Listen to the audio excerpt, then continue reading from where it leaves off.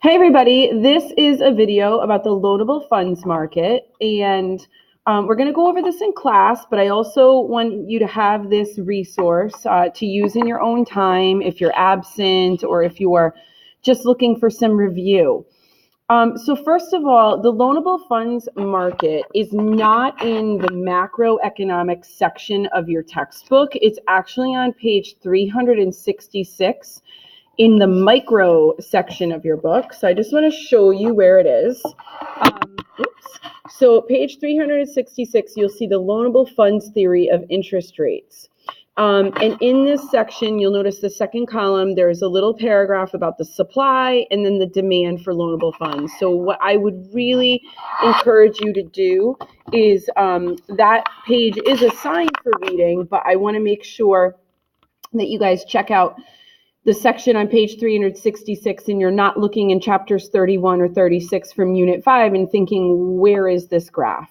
Okay, so first of all, the loanable funds graph is a pretty important graph in our course, and oftentimes it's used in conjunction with two other concepts. Typically it's used when we're working with fiscal policy. So one instance where the loanable funds comes up a lot is when we're talking about budgets, and particularly whether or not the government needs to borrow money in order to fund government spending in light of either increased spending or decreasing taxing, and therefore they don't have enough revenue in order to fund the government spending, so they borrow money. And in the second place that this comes up is when we do international economics and we do some stuff with international trade.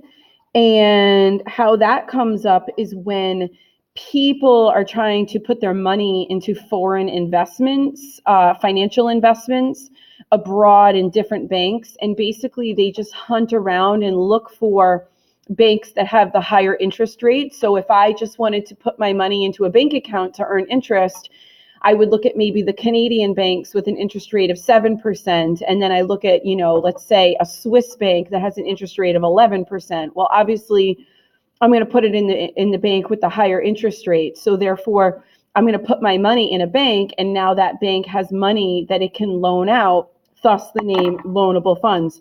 So, I think part of the battle with which graph to use is to think about the context in which those graphs come up. So the loanable funds market really comes up with two big scenarios, and it does come up at other times, but these are the two big ones, and then there's sort of layers within those two topics. So let's get to what the graph looks like.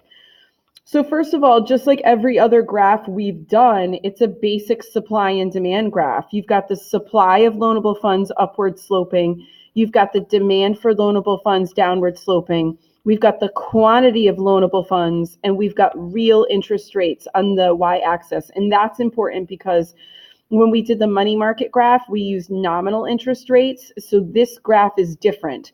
The money market graph is the only one that uses nominal interest rates in our course. So what the heck is a loanable fund?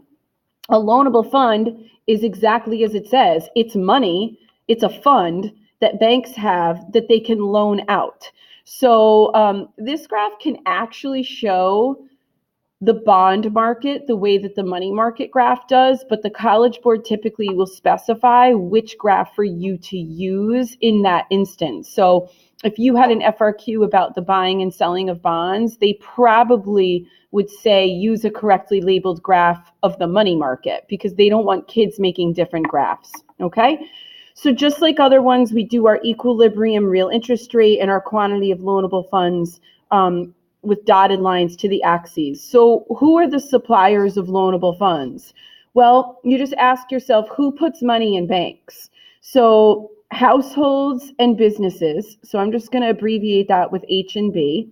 We also know that foreign investors put money in banks for just the reason that I just said. If I'm going to make money off of my savings, I might be somebody that just puts my money into a bank account wherever the interest rate is high enough where it seems profitable. And then lastly, the Federal Reserve in the United States context, or if you had a fictional country, the central bank. Okay? So I'm not saying the federal government, I'm saying the central bank or the Federal Reserve. When we say the federal government, we're implying that it's Congress and the president, and I want to make sure that you don't have that mixed up. Okay? So just like any other graph, if any of these different groups of suppliers were to either pull their money out or put their money in to a bank, this line would shift to the right.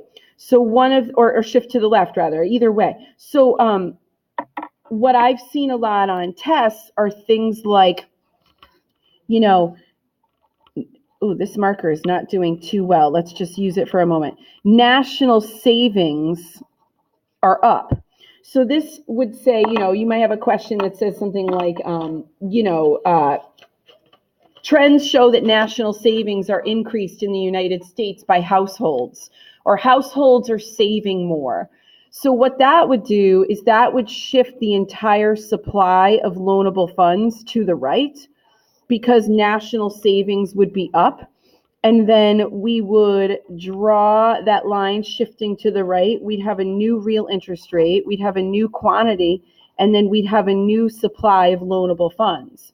So a lot of people think that the supply of loanable funds is contingent upon how much money people are spending.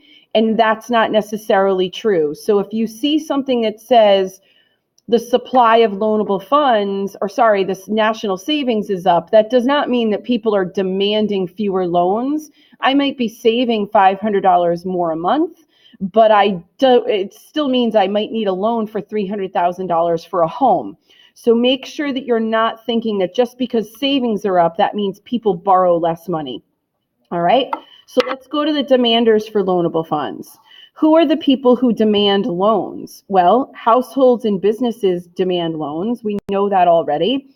We know that households and businesses are going to need loans for, building homes, buying cars, buying equipment for their businesses, opening new locations for their businesses, so on and so forth.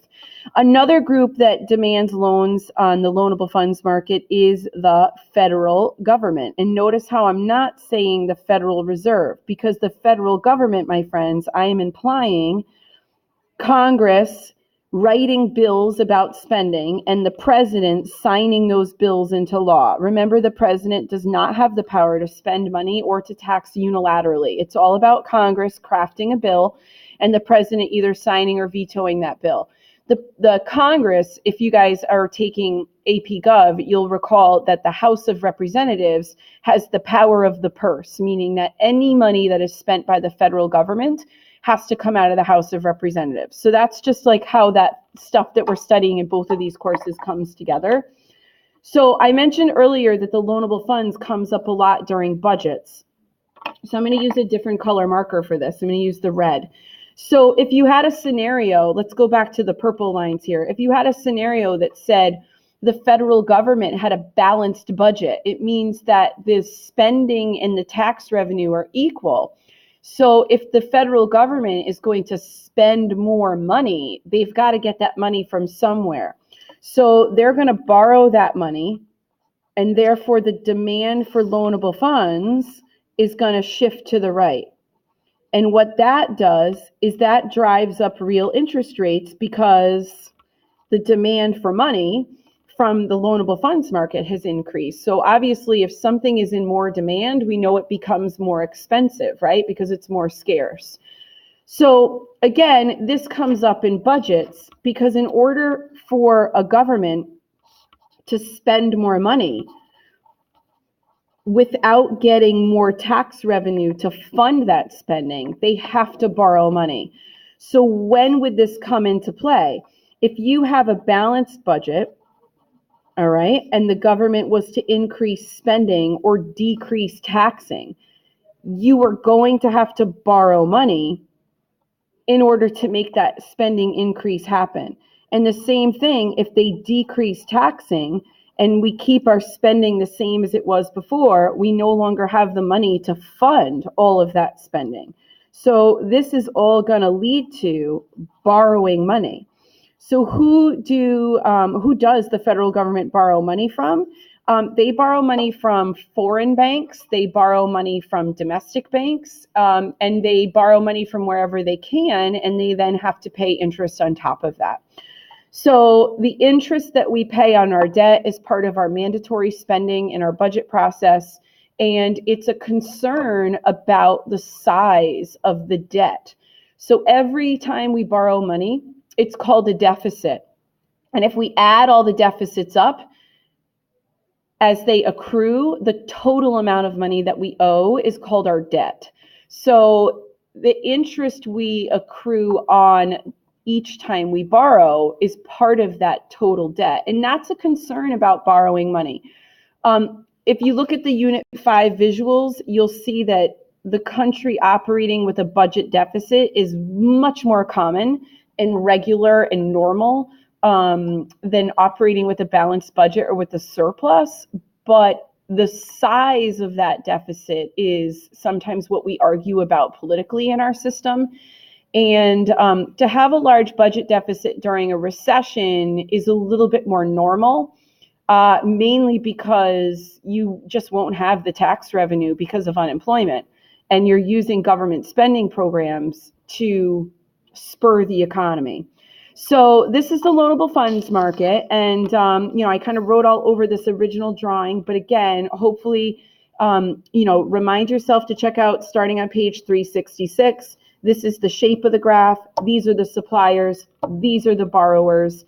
And this is often used in the context in our class of federal budgets and international trade.